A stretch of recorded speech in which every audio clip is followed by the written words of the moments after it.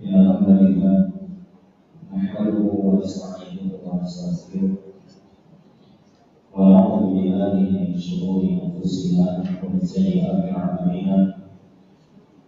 May yahdihillahu fala mudilla lahu wa may yudlil fala hadiya lahu. Wa asyhadu an la ilaha illallah wahdahu la syarika lahu wa asyhadu anna Muhammadan 'abduhu wa rasuluhu la nabiyya ba'dahu. Jamaah sholat Idul sholat maghrib, bapak-bapak yang semoga senantiasa dimurkai Allah Subhanahu wa Ta'ala. Pertama-tama kita bersyukur kepada Allah Subhanahu wa Ta'ala, Zat yang begitu luar biasa dengan keesaannya, dengan kekuasaannya,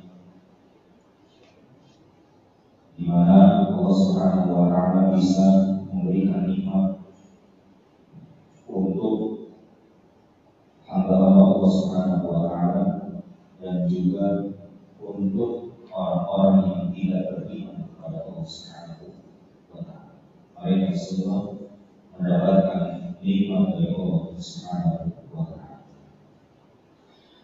Dan nikmat yang paling besar yang kita rasakan pada saat ini adalah kenikmatan kita bisa duduk di majelis ini. Karena orang-orang yang mereka menuntut ilmu, belajar ilmu agama, maka mereka mendapatkan kemuliaan yang sangat besar, mendapatkan kemuliaan yang sangat besar. Dikatakan oleh Al-Imam Ibnu Qayyim rahimahullah ta'ala, beliau mengatakan walau lam yakun fil ilmi illa al-qurb min rabbil alamin.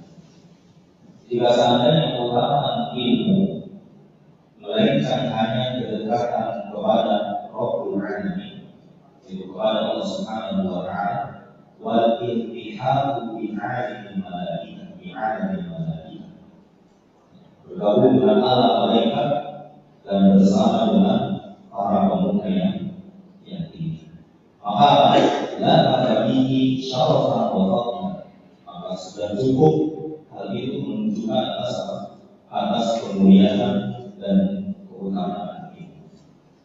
Kemudian berlanjutkan pada fawaidul dunya wal akhirah manutun bihi masyrutun bi usuli, maka bagaimana kita kemuliaan yang lain jika kemuliaan dunia dan akhirat itu tergantung dengan ini. Orang-orang yang hidup di dunia dan orang-orang yang hidup di akhirat, dia akan bergantung kepada orang hidup. Dia ingin mendapatkan kebahagiaan di akhirat, tapi dia tidak pernah menuntut ini. Maka bagaimana mungkin dia akan mengetahui jalan-jalan yang bahaya yang tidak boleh kita tempuh, dan jalan-jalan yang mana akan mendatangkan kepada kebahagiaan diri di akhirat. Nah, kata beliau, ya masyhur di usuli, dan merupakan syarat untuk mendapatkan ini. Maka nikmat yang paling besar juga adalah nikmat yang dimana Allah Subhanahu wa Ta'ala menurunkan Al-Quran kepada umat Islam. Di mana Al-Quran ini sebagaimana yang kita ketahui bersama bahwasanya Al-Quran merupakan perluan hidup manusia. Sampai-sampai Rasulullah SAW tatkala istri beliau yaitu Aisyah radhiyallahu anha, beliau ditanya oleh seseorang yang mana seseorang ini bertanya tentang bagaimana akhlaknya Nabi sallallahu alaihi wasallam. Kalau kita misalkan bagaimana sih akhlaknya ustaz ini, ustaz itu, ya, bagaimana sih akhlak tetangga kita atau ya, saudara kita, bagaimana sih akhlaknya mereka ini. Ya. Maka Aisyah radhiyallahu anha, beliau tidak menjelaskan dengan detail, singkat saja.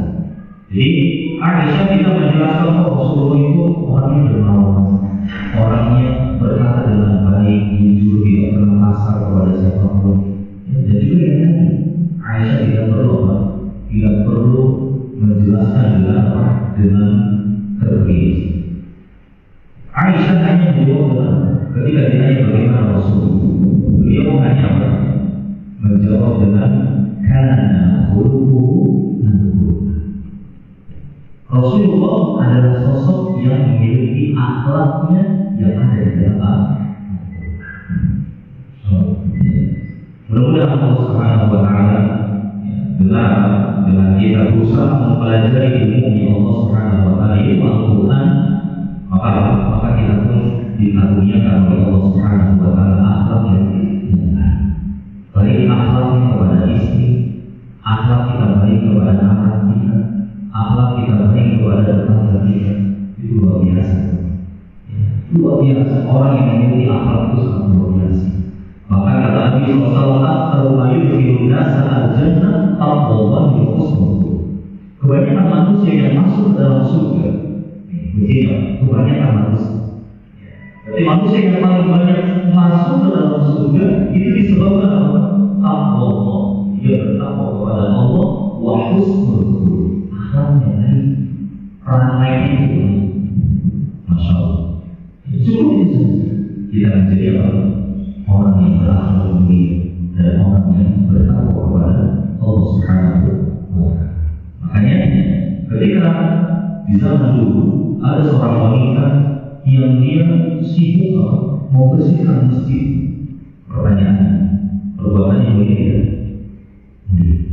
Di mata orang lain baik dari wanita, bersihkan masjid. Orang kalau mau sholat ada daun. Ini bisa menyebabkan tidak khusyuk, ya, banyak debu bawahnya, video, sehingga kita kalau mau sujud di dulu, ya. Nah, wanita ini selalu membersihkan. Setiap mau ada orang sholat dibersihkan. Allah yang sangat besar. Tapi ketika wanita tersebut meninggal dunia dan Rasulullah bertanya kepada para sahabat, ya, kemana wanita tersebut meninggal? Sampai ditanya, ketika terjadi perbincangan di antara para sahabat, sepertinya wanita tersebut masuk ke dalam surga. Apa kata Rasulullah? La hiya finnar. Tidak, dia ada di neraka. Kenapa? Karena dia memiliki akhlak yang tidak baik kepada tetangganya. Ya, tetangganya sedang tidur, dia malah tidur, ya, berisik, mengganggu, dan lain sebagainya. Banyak hal yang buruk yang dilakukan oleh hati-hati. Ya, masalah akhlak ini sangat besar. Makanya sampai orang dahulu itu mempelajari ilmu tentang adab itu sampai 30 tahun. 20 tahun baru belajar tentang ilmu tajwid, ilmu akidah, ilmu tentang fikih dan lain sebagainya. Adab dulu. Kenapa? Karena adab ini merupakan perhiasan bagi seorang penuntut ilmu.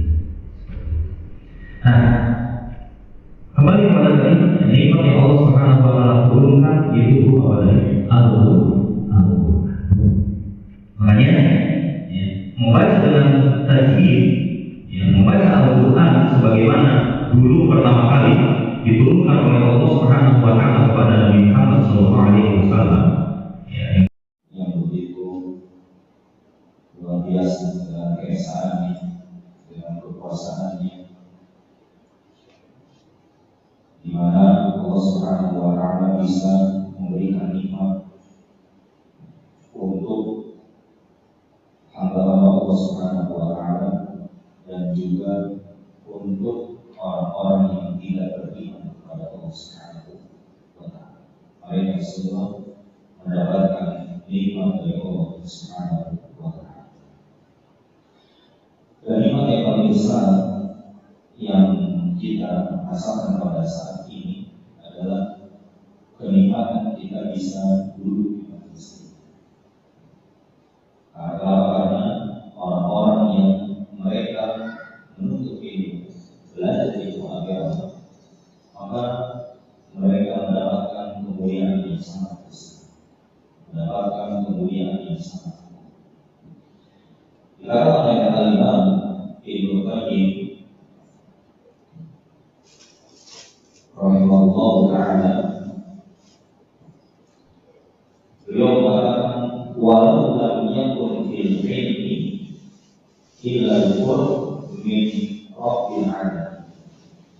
Jika seandainya mengutamakan ilmu melainkan hanya kedekatan kepada Rabbul alamin, yaitu kepada Allah Subhanahu wa ta'ala, wal iltihaqu bi alimil malaikah, bi alimil malaikah, bergabung dengan alam malaikat dan bersama dengan para pemuka yang tinggi, maka la tadabihi syarafan wa fadlan, maka sudah cukup hal itu menunjukkan atas kemuliaan dan keutamaan ini.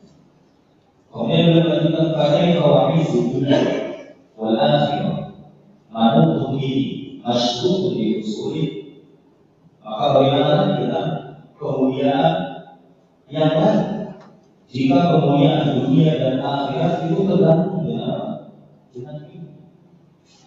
Orang-orang yang hidup di dunia dan orang-orang yang hidup di akhirat, dia akan bergantung kepada orang.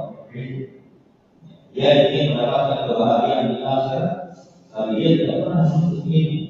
Maka bagaimana mungkin dia akan mengetahui jalan-jalan yang bahaya yang tidak boleh kita tempuh, dan jalan-jalan yang mana akan mendatangkan kepada kebahagiaan diri di akhirat. Ini kata beliau, masyhur di usuli, dan merupakan syarat untuk mendapatkan ini. Maka nikmat yang paling besar juga adalah nikmat yang dimana Allah Subhanahu wa ta'ala menurunkan Al-Quran kepada umat Islam.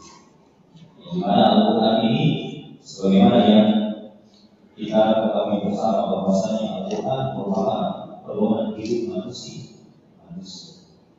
Sampai-sampai Rasulullah SAW adalah istri beliau yaitu Aisyah radhiyallahu ta'ala anha. Beliau ditanya oleh seseorang, yang dimana seseorang ini bertanya tentang bagaimana akhlaknya Nabi sallallahu alaihi wasallam. Kalau dia misalkan bagaimana sih akhlaknya Ustaz ini, Ustaz itu, bagaimana sih akhlak tetangga kita, saudara kita, bagaimana sih akhlaknya mereka ini. Maka Aisyah radhiyallahu anha beliau tidak menjelaskan dengan detail, singkat saja. Jadi Aisyah tidak menjelaskan bahwa Rasulullah itu orang yang dermawan, orang yang berkata dengan baik, jujur, tidak pernah kasar kepada siapapun. Dan juga yang lain, Aisyah tidak perlu menjelaskan dengan terperinci. Aisyah hanya menjawab ketika ditanya bagaimana Rasulullah, beliau hanya menjawab dengan kana khuluquhu Rasulullah adalah sosok yang memiliki akhlaknya yang ada di dalam. Mudah-mudahan Allah Subhanahu wa ta'ala dengan kita berusaha mempelajari ilmu yang Allah Subhanahu wa ta'ala ilmu Al-Quran, maka kita pun dikaruniakan oleh Allah Subhanahu wa ta'ala akhlak yang baik dan baik. Baik akhlaknya kepada istri, akhlak kita baik kepada anak kita, akhlak kita baik kepada tetangga kita. Itu luar biasa. Luar biasa, orang yang memiliki akhlak itu sangat luar biasa. Bahkan kata Nabi SAW, "Kalau mayudhirun nasa al-jannah taqwallahi husnuh." Kebanyakan manusia yang masuk ke dalam surga itu kebanyakan manusia. Jadi manusia yang paling banyak masuk ke dalam surga itu disebabkan takwa Allah. Dia bertakwa kepada Allah, wa husnul khuluq. Perangai ini, masya Allah. Cukup itu saja. Kita menjadi orang yang berakhlak mulia dan orang yang bertakwa kepada Allah Subhanahu wa ta'ala. Makanya ketika di zaman dulu ada seorang wanita yang dia sibuk membersihkan masjid. Pertanyaannya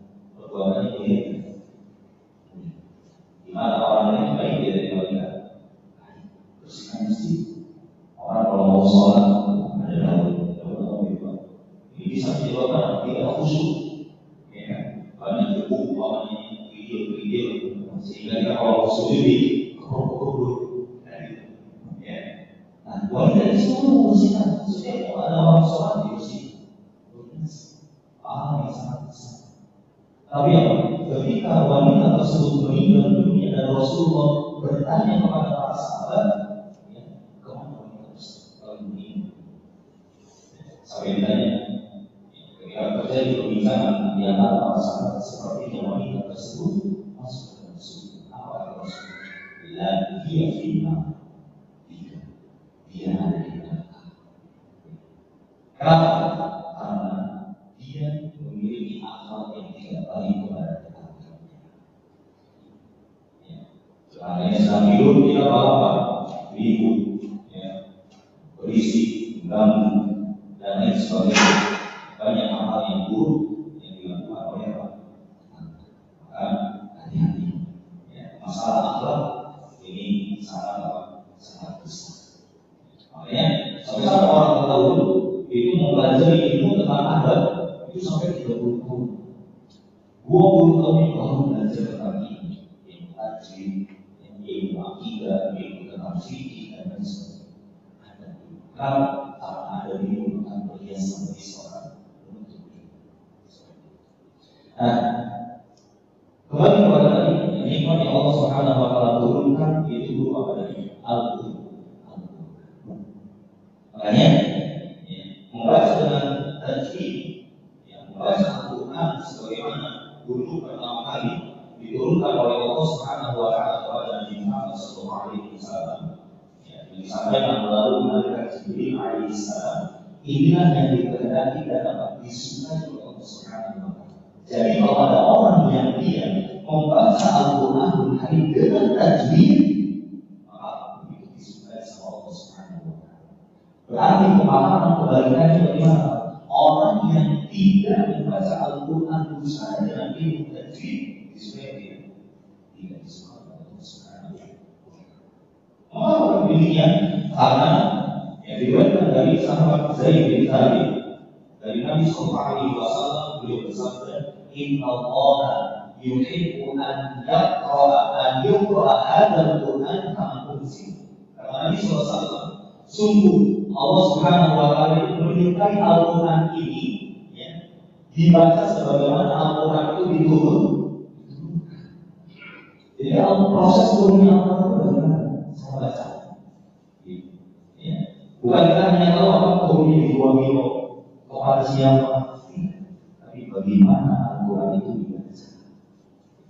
Seperti itu. Nah, makanya kita harus apa? Harus benar-benar memperhatikan Al-Quran itu bagaimana dibaca dengan cara dan gaya membaca orang-orang Arab yang hidup di zaman nubuwah, di zaman yang kamian. Seperti apa? Seperti para sahabat. Para sahabat mereka menyimak secara langsung. Kalau kita kan enggak, ya. Artinya kita harus apa? Harus sesuai dengan yang diturunkan oleh Allah melalui malaikat Jibril, kemudian sampai kepada Nabi Muhammad, kemudian disampaikan kepada para sahabat. Ya, lalu bagaimana dengan kita? Nah, bagaimana caranya?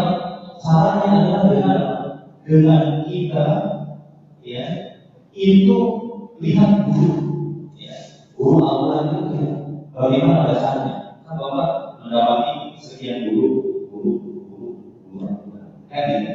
Sekarang baru Bapak ditemukan dengan hijau. Silakan bandingkan bagaimana penjelasan huruf setiap huruf, lafaz setiap lafaz yang diajarkan. Maka terlihat, ya, sumbernya itu dari mana dia mengambil seperti itu.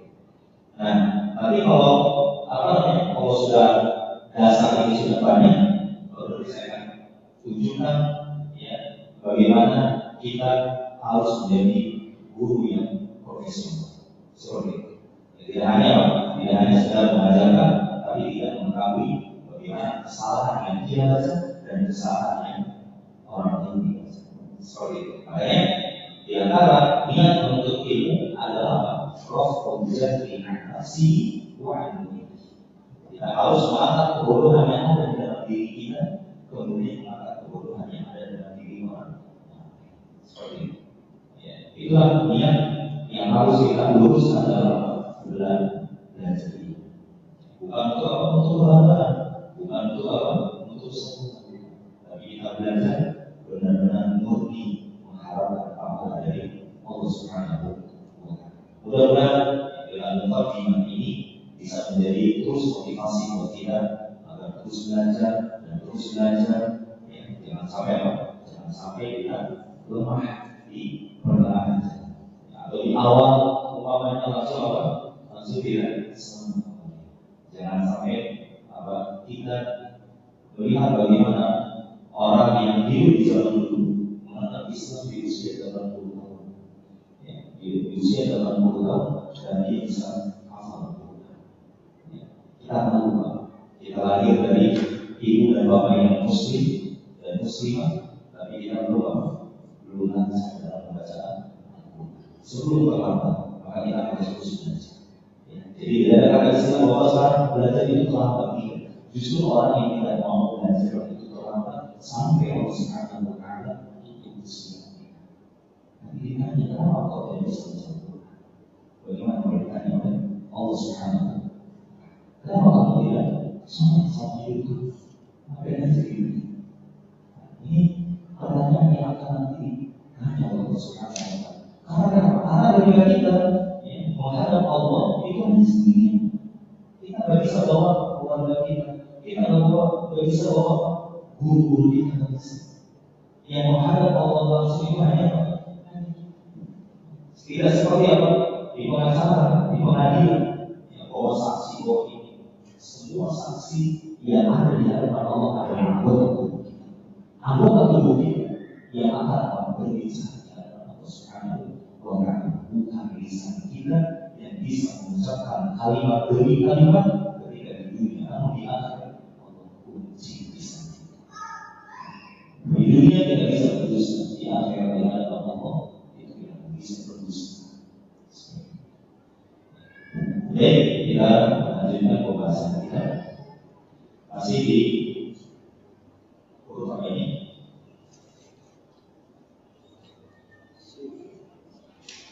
Kemarin shin dan sod ya, qaf dan kaf, qaf dan ro.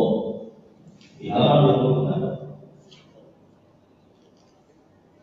26. Di halaman 26 ini pembahasan qaf dan kaf. Ya, ini hati-hati untuk huruf qaf, untuk huruf qaf yang berharokat kasroh. Ya. Harokat kasroh, qaf berharokat kasroh. Jangan sampai bunyinya al-mustaqim.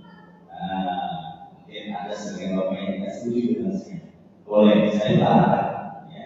Jangan dulu dibayar, jangan dulu ada apa namanya emosi, ya. Oh, Ustaz mana ini? Imam-imam yang lain baca dengan apa? Mustaqim, gitu kan? Saya akan bawakan contoh. Karena mereka Imam Ibnu Jazari rahimahullah ta'ala beliau mengatakan wa hafal isti'lani fahdi wa susah. Huruf isti'lan. Nah, apa yang huruf isti'lan? Kita lihat pada halaman 25 di buku silakan. Ini alhamdulillah ya, bukunya paket gratis dari Masya. Ya, hafalkan ya. Jangan sampai apa? Jangan sampai bukunya buku terus di rumah. Halaman berapa? 25. Ya, di poin ke-3 kalau tidak salah. Ya, istilah hurufnya apa saja? Sebutkan. Kho, kemudian so, kemudian ho, baik, kemudian o, kemudian kof, kemudian do. Ini huruf istiqlal. Apa huruf istiqlal itu? Istiqlal itu apa? Boleh dibaca ayatnya. Ayatnya sehingga garis bawah itu sehingga ia dibaca ke bawah. Contoh, kalau saya baca kha, kalau tulis kha dengan ho, beda sama kha dengan ho.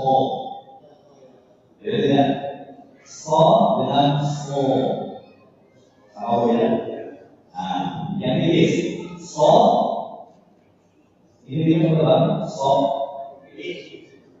So. Baik. Kemudian o. Ini adalah o.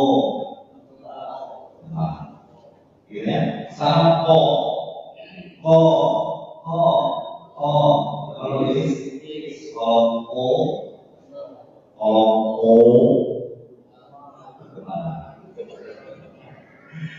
jadi ada versi yang tipis, ada yang tebal dan ada yang ketebalan. Ya. Nah, bagaimana yang ketebalan itu? Dilihat di poin yang keempat. Makanya tadi kata Imam Ibnu Jazari, wa harful istihlali fadhi. Huruf istihlal itu tebalkan. Ya, tebalkan.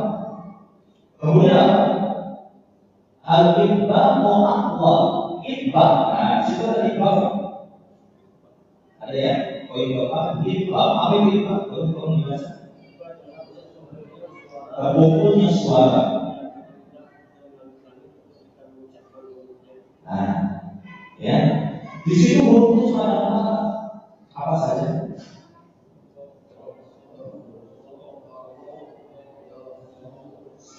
So, do, kemudian o dan so.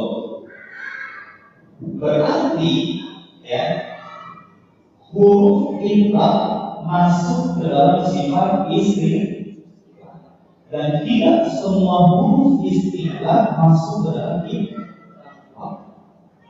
Berarti tadi ada Imam Ibnu Jazari apa? Huruf yang masuk ke dalam sifat itlaq itu lebih tepat. Gitu kan? Contoh kata Imam Ibnu Jazari, nahwa qala wal asr. Qala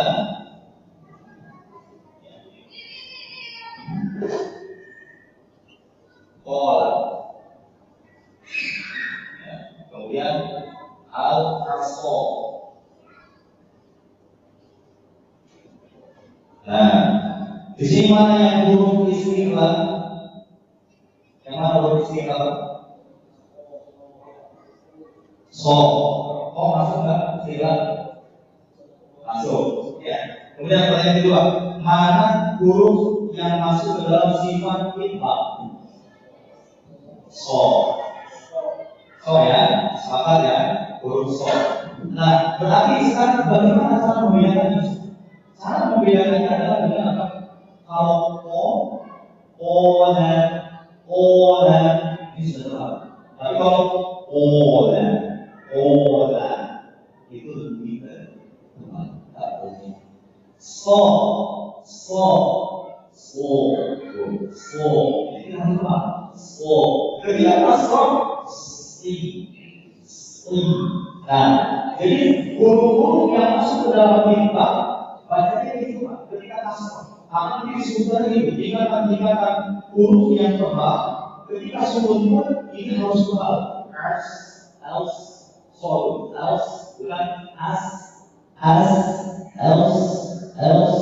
naik panggilannya itu bunyinya. Kenapa? Mereka kali tiga. Bukan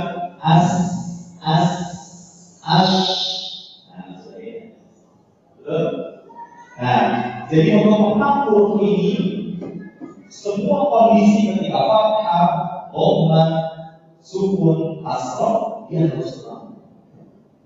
Ya, ketika kasrah umpamanya, karena tadi kita sedang mengomentari huruf qaf dan kasrah. Nah, huruf ini yang masuk ke dalam itlaq harus selalu. Bagaimana kemarin ya? So dengan sya ya. Kemudian li.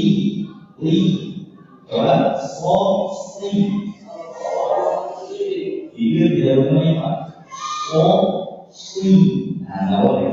Karena bukan haraf dhamma. Kalau haraf dhamma baru dimainkan dua di. Baik, dua.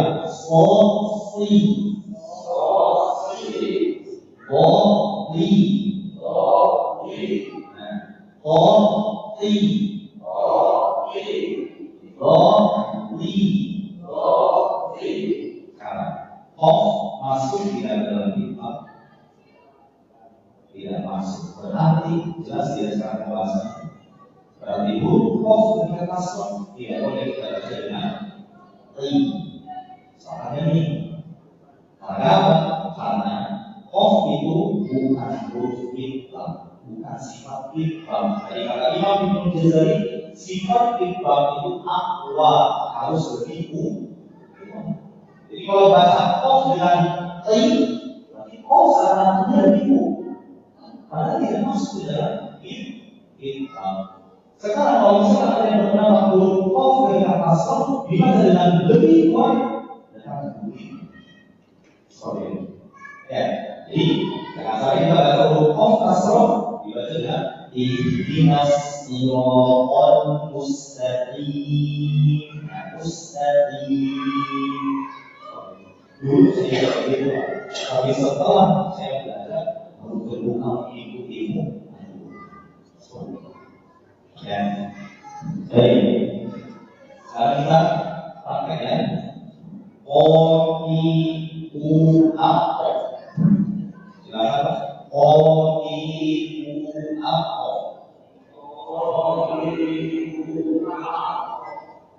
Kemudian K-I-U-A.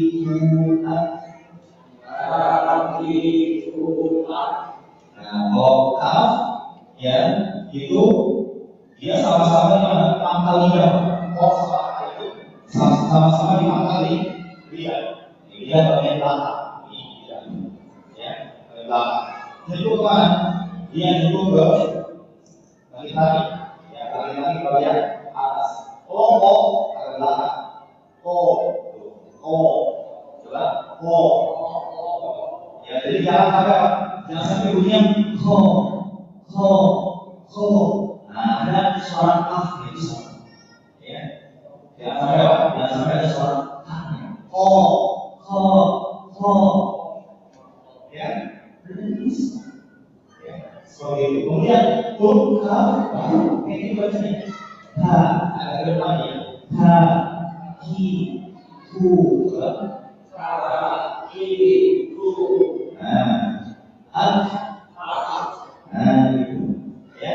Kenapa harus belajar seperti itu? Adalah di pembahasan sifat huruf di halaman di halaman sebelumnya, di halaman 24. Di situ ada sifat yang namanya hamas. Betul? Diberikan 24. Sebenarnya bagian 1 ada hamas. Ada di bagian sebelum huruf yang disebutkan ada huruf kaf.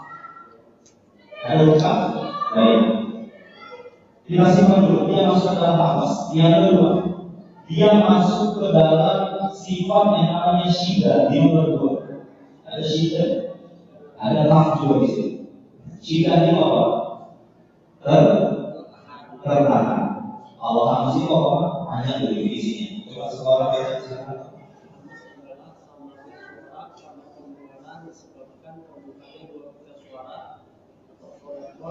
Dan tidak adanya getaran pada keduanya serta banyaknya udara yang mengalir terus ketika mengucapkan hurufnya. Nah, hurufnya apa? Itu yang ada 10. Ya.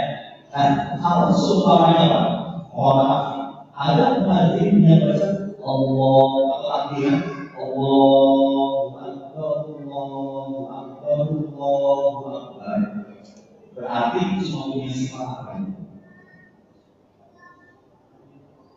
Kalau tertahan syiddah. Berarti tertahan. Sekarang mana sifat hafaznya kalau itu? Ya. Maka itu kita tadi Allahu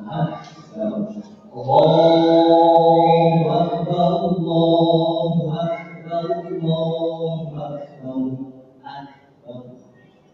Apa? Salah huruf juga. Huruf ta itu kalau misalnya kita bacanya berarti dia hanya punya sifat bagian pertama. Syiddah. Berarti harus dia. Sampai di surat Al-Baqarah. Gimana ceritanya? Abad atau tabaj? Kalau abad berarti cuma punya sifat dari syiddah. Kalau bacanya tabaj, berarti dia suka amas, sedang sebenarnya kan tabaj, kayak gitu sih bacanya. Coba kalau ini tabaj, sedikit aja amasnya, tabaj, tabaj. Namun muncul dua sifat yang syiddah dan paham sebenarnya ya? Jadi kalau melihat kita sebelum tabaj, ya, atau bahkan ketika malam dosa, jangan sampai tahu keluar masuk itu. Khawatir apa? Ketika misalnya nanti di dalam surat Al-Fatihah dibaca ada huruf O yang di kalimat sirata itu dibacakan sirata. Akibat hurufan ketika berlangsung biasanya fi tu. Giliran semuanya a. Terus ada. Giliran semua malah tidak muncul sifat apa? Amas. Ya. Seperti itu Pak. Alhamdulillah. Berapa yang kita bahasnya? Berat. Tapi kita sudah diingatkan. Ini saya cuma apa ya istilahnya? Ya, cara pengucapannya, apa ada orang baca begini. Saya hanya mendatangkan bukti, gitu loh. Supaya apa? Supaya bapak ketika misalkan mau mengomentari orang lain, sudah pernah mendengarkan bukti dari saya. Gitu. Ada asal usulnya, gitu loh. Karena selama ini kita baca hanya ini saja. Gitu kan? Tapi tidak tahu mana bacaan yang benar dan bagaimana cara bacanya salah. Seperti itu, ya. Jadi saya di sini hanya menyampaikan bahwasanya perbedaannya itu di sini dan di sini. Baik. Itu huruf O dan kaf, ya. Kemudian huruf O dengan do. Huruf O ini keluar di salah satu pilihan. Nanti kalau kedua-duanya bisa. Kiri kanan berarti menempel ke dinding belakang atas. Nanti lebih jelasnya ada di buku yang ini hanya menyebutkan perbedaan bunyi saja. Huruf O jangan kita baca dengan do yang sebelah. Kenapa? Karena huruf do itu O yang ada titiknya itu keluarnya mana? Punggung ujung lidah. Jadi kalau ini ujung lidah, kalau punggung itu atasnya. Punggung itu atasnya. Ya, nanti yang mereka apa? Dua gigi seri A. Do. Tapi ini apa? Karena dia punya sifat tadi infam. Jadi apa? Do. Jalan so. Nah, hati-hati memang. Huruf O yang ada titiknya do kita baca dengan so. Itu berarti kita sudah mencakup ayunan dengan huruf zai. Betul ya? Coba ya, kita sebutkan zai. Kita kasih a, yaitu dijadikan o, jadi so. Terus, ya, so. Angkoloso. Nah, hati-hati. Yang suka membawakan surat Al-Nasr, Al-Nasr, ya, setiap subuh ya. Ya, sampai itu kan? Alladhi do. Ini sudah kalau kita misalnya do, berarti itu seakan huruf dan yang dikasih huruf do, bukan bukan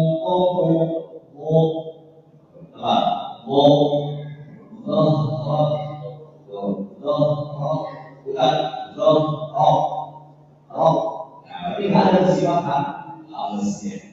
Apa? Seperti jelas sekarang ya. Alhamdulillah. Seperti itu ya.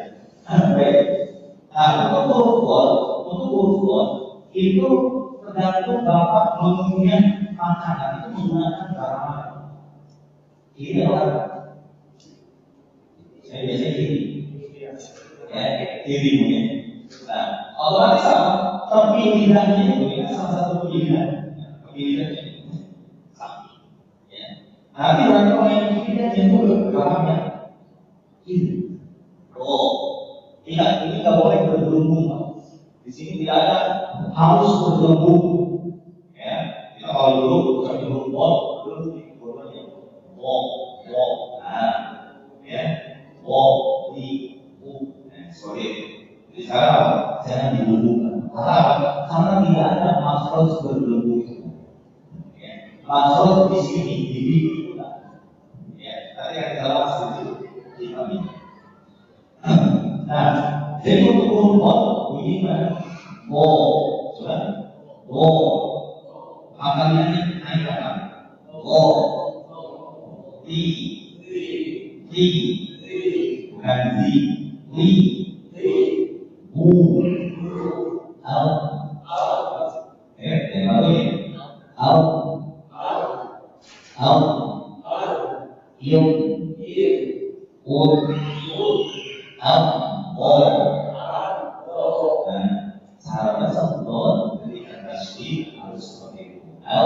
Jadi ketika membaca walat ini bukan dibacanya walat tapi walat pada hari bukan kata walat seakan menyembunyikan mengalir padahal mengalir cuma bahasa saja walat beda kan walat jadi cara baca wal tasbih itu seperti itu. Sama Pak. Jadi ini saya mau contohkan ada pun nanti terus dinanti sama Mama yang sampai benar-benar ketemu nanti masih akan ketemu ini. Ya. Jadi kalau sekarang masih belum bisa tuh, saya 12 tahun Pak belajar kayak gini 12 tahun. Allah berapa bulan sama saya. Ya, jadi jangan khawatir. Ya, jangan khawatir belajar dengan saya. Ya, itu bakal bisa. Nah, ada seperti itu. Ya, yang penting bapaknya semangat, jujur sama Allah. Insya Allah Allah yang akan memudahkan. Allah yang akan memberikan ilmu itu kepada Allah. Nah, saya hanya jadi jemaat saja. Ya, seperti itu. Makanya jangan pernah putus asa dalam belajar. Ya. Kemudian dari do jangan sampai mirip dengan huruf apa? Zai, zo, ya coba. Do, naikkan tangannya jadi apa? Do, li, du, al, in, un, al, do. Ya, dan apa namanya huruf memang ini di sebagian buku yang menyebutkan makhraj ya, atau huruf yang paling sulit dalam pengucapan nama itu huruf itu tempat-tempat keluar huruf dari itu huruf yang paling sulit. Yang kita mungkin sesuai apa sih bukan huruf jika sesuai apa sih saya bisa mendapatkan tahu kan itu ya sama ini sesuai apa sih ya pelajaran Allah itu ilmu Allah itu. Maka kuncinya adalah dengan terus-terusan. Ya. Baik, sekarang kita lafalkan setiap huruf dengan benar. Nah, silakan Pak. Ini ada banyak tidak? Ya, coba dua-dua Pak ya. A, silakan Pak dari kanan dulu. Di halaman 27 di buku ini. Paling yang bagian tadi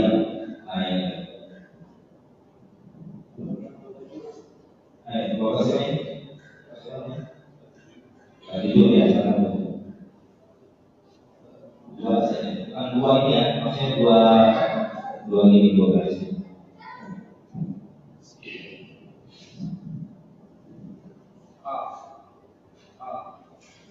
A juga A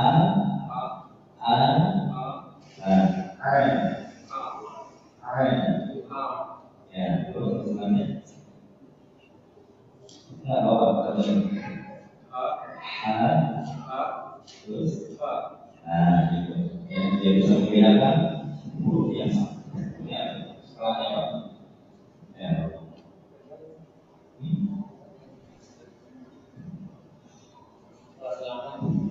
seragam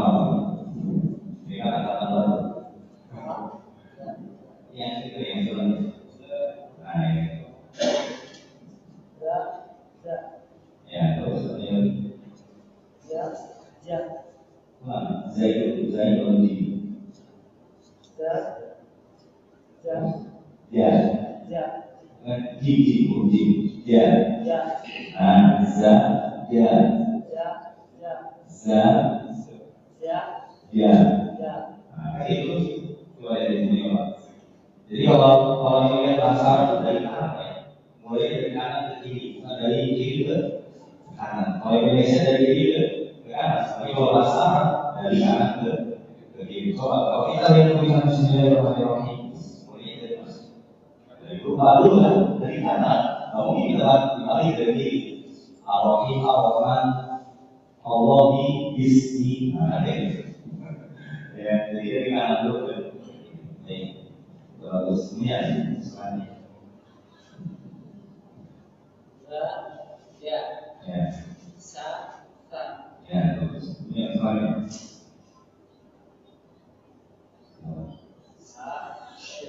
Yang ini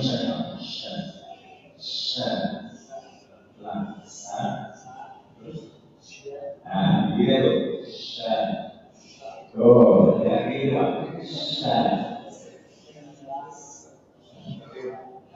Gitu biasanya. Soalnya dia belum apa sih? Gitu. Karena huruf stop itu kaitannya dengan ujung lidah untuk kemana? Ini dua bisa dibalik. Oh, jadi karena kaitannya dengan dua bisa. Riwayatnya misalnya rumah tidak bukan tidak mau jadi ya.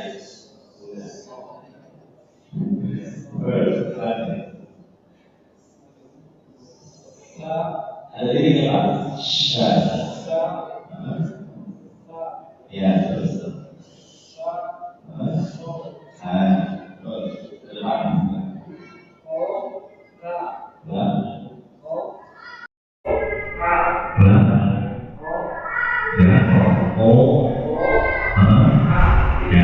Nah, ini juga banyak yang harus diperhatikan. Jadi kalau misalkan ada harokat, jangan dibaca kok. Ya, kalau nggak ada harokat, baru dibaca kok. Contoh, di dalam Al-Quran ada tulisan koknya kayak begini. Nah, kayak bendera. Ya, tadi harus dibaca dengan oh, kan ada surat kok tuh. Oh, nah baru dibaca kok. Tapi kalau misalkan koknya itu ada harokat seperti ini dengan fathah, maka baca dengan oh, bukan oh. Gitu ya. Makanya kalau baca di kanan, lihat tandanya apa? Ada tanda ini apa yang ini? Kalau ada tandanya yang ini, maka jangan ajarkan anak-anak itu oh. Tapi oh. Ya. Khawatir apa? Khawatir misalkan nanti ketika kita baca Wadduha, nanti baca gimana? Wawu, alif lam, dot, ha, ini masih gitu, ya kan? Nih, Wadduha, ada wawu. Nah, ini gimana? Ini kan menjadi ada harokat semua nih. Kalau kita kembalikan ke huruf hijaiyah asli, wawu jadi wawu, ya. Wawu, oh jadi non, kan gitu. Ha atau ha. Jadi ini baca seperti ini khawatirnya, saya khawatir. Karena kalau di tesnya seperti itu, nanti dia malah kembali ke huruf hijaiyah. Ya, oh, kan.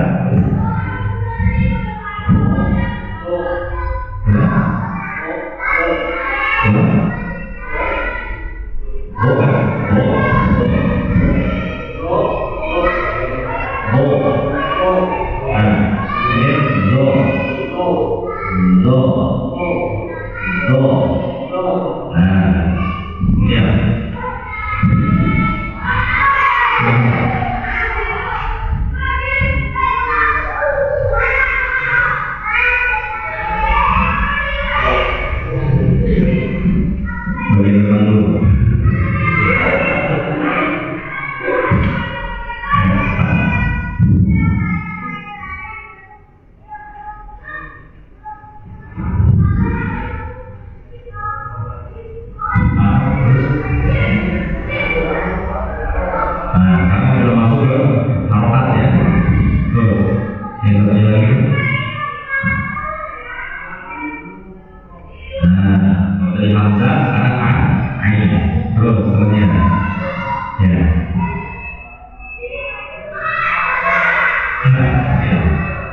dua.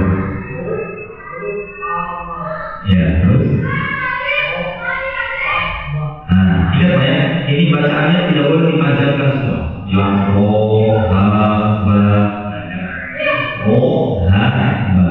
Jadi berarti masuk ke pembahasan bacaan yang panjang. Jadi itu adalah kaidahnya seperti itu. Terus selanjutnya.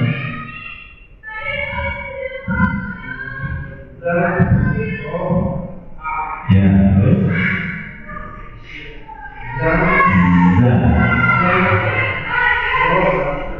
Nah, gitu. Bagus. Terus.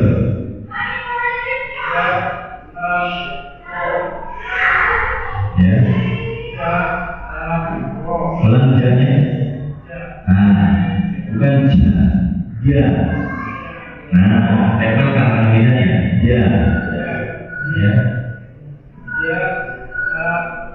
Nah, gitu ya. Kemudian berikutnya.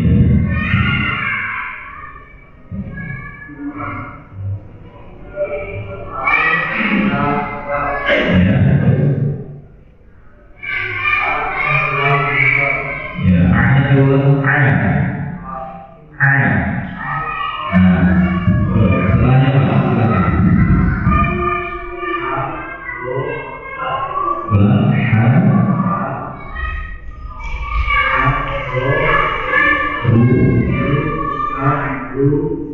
Ya, terus.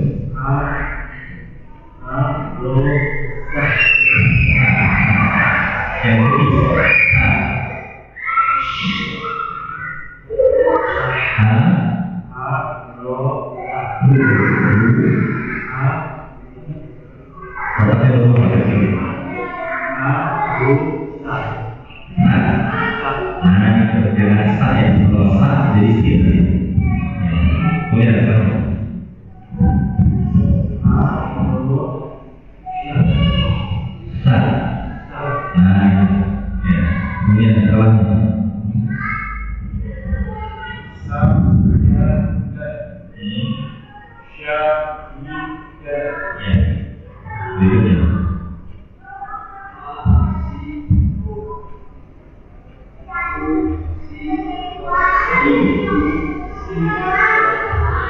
Soalnya tiga kastro.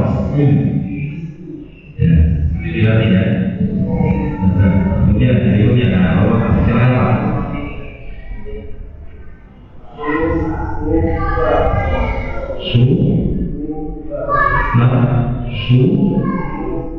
Ini mana Pak? Apa sih Ustaz? Semuanya harta rumah. Ini ucapkan rumah kayak gini ya. Jika dalam Al-Quran itu turunnya dari Allah, kita belajar dari orang yang sudah terdahulu, yang mendahului kita dalam membaca Al-Quran. Apa kaidahnya?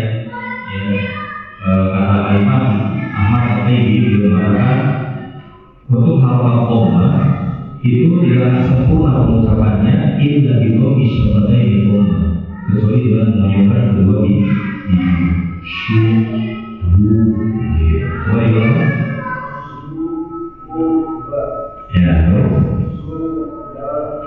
nah, tu begitu bisa tu. Ya, ini asalnya.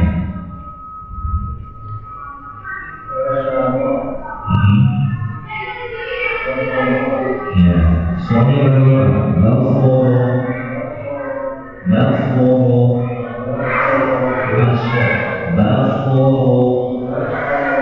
Ya, kemudian setelahnya. Ya. Terus.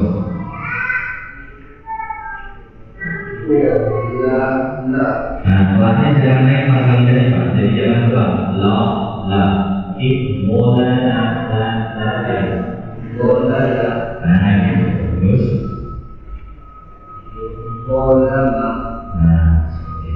Masya Allah ya, sudah berapa huruf yang kita pelajari. Nanti insya Allah kita lanjutkan di poin atau di halaman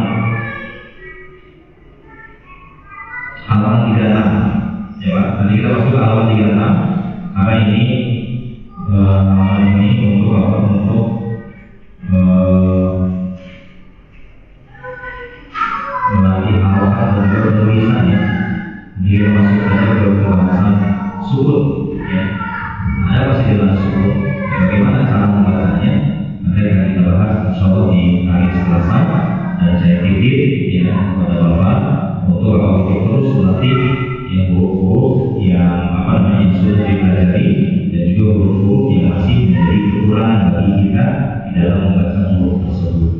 Sampai sini ada yang mungkin sebelum itu.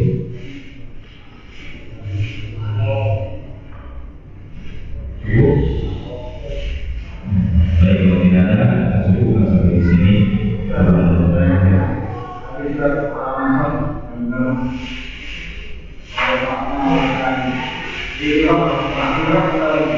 وَرَفَعْنَا لَكَ ذِكْرَكَ.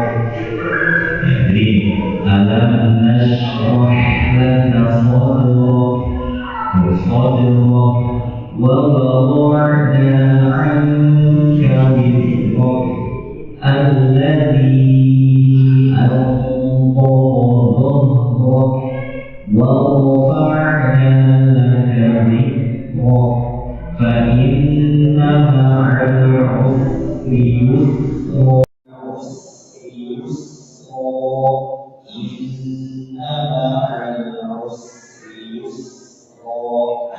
Sebelum semua, kan? Sebelum semua, besok kita Selasa, ya. Itu koordinasi jadi pasti, jadi kan awal itu sesuatu yang unik, ya. Sehingga kita dalam bertahan terus. Awal Quran itu dibaca dengan sesuatu yang berat, ya. Jadi kan sesuatu yang menyenangkan, ya. Baik, dari sini kita tutup. Assalamualaikum warahmatullahi wabarakatuh.